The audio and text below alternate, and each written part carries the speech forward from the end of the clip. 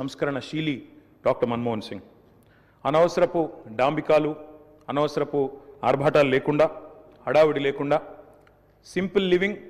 high thinking అనే మాటకి పర్యాయ పదంగా డాక్టర్ మన్మోహన్ సింగ్ గారిని మనం చెప్పుకోవచ్చు అధ్యక్ష loyalty is a very rate loyalty అనేది విశ్వాసం అనేది ఇవాళ రాజకీయాల్లో చాలా అరుదైన పదం అధ్యక్ష అట్లాంటిది తనకు అండగా నిలబడ్డ మరి కాంగ్రెస్ పార్టీకి జీవితాంతం సేవలు అందించిన ఒక మహానుభావుడు డాక్టర్ మన్మోహన్ సింగ్ ఎందుకంటే ఒక ఆర్థిక మంత్రిగా తర్వాత ప్రధానమంత్రిగా 10 ఏళ్ల పాటు పనిచేసి మరి పూర్తి స్థాయిలో ఆ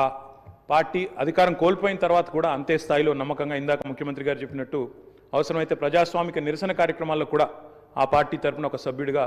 పాల్గొన్న ఒక అభ్యుదయవాది ఒక నిరాడంబర మనిషి డాక్టర్ మన్మోహన్ సింగ్ అధ్యక్ష ఆయన ప్రధానమంత్రిగా ఉన్న కాలంలోనే మా నాయకుడు మా పార్టీ అధ్యక్షులు తెలంగాణ తొలి ముఖ్యమంత్రి కేసీఆర్ గారు దాదాపు ఒక సంవత్సరన్నర కాలం పాటు వారి క్యాబినెట్లో మంత్రిగా కూడా పనిచేశారు అధ్యక్ష మంత్రిగా పనిచేసే క్రమంలో ఆనాడు 2004లో కాంగ్రెస్ పార్టీతో పొత్తు పెట్టుకొని మరి ఆనాడు ఎన్నికల్లో గెలిచిన తర్వాత క్యాబినెట్లో భాగస్వామ్య పక్షాలను కూడా ఆహ్వానించి కేసీఆర్ గారి క్యాబినెట్ మంత్రిగా తీసుకున్న తర్వాత వెంటనే ఒక చిన్న చిక్కు సమస్య వచ్చింది అధ్యక్ష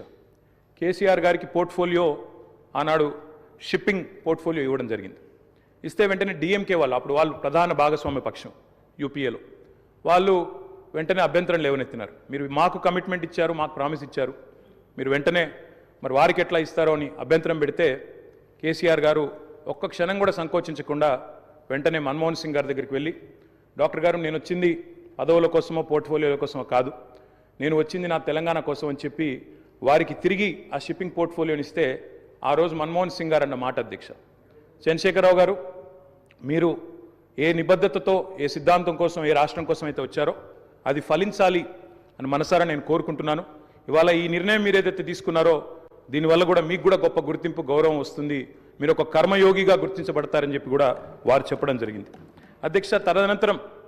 2004 నుంచి 14వ సంవత్సరంలో ఎప్పుడైతే తెలంగాణ రాష్ట్రం ఏర్పడ్డదో పెద్దలు చెప్తారు అధ్యక్ష nothing can stop an idea who's time has come అంటే ఒక గొప్ప ఆలోచనకు ఒక అరుదైన సందర్భానికి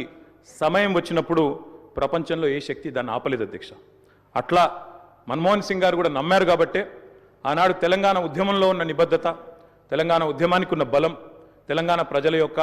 పోరాట స్ఫూర్తి ఇవన్నీ కూడా అర్థమైనాయి కాబట్టే 14లో ఆనాడు అనివార్య పరిస్థితుల్లో తెలంగాణ రాష్ట్ర ఏర్పాటు జరిగినప్పుడు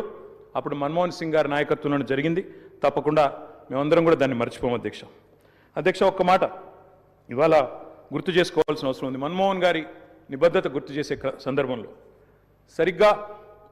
ప్రధానమంత్రిగా వారు ఎన్నికైన తర్వాత 6 నెలలకి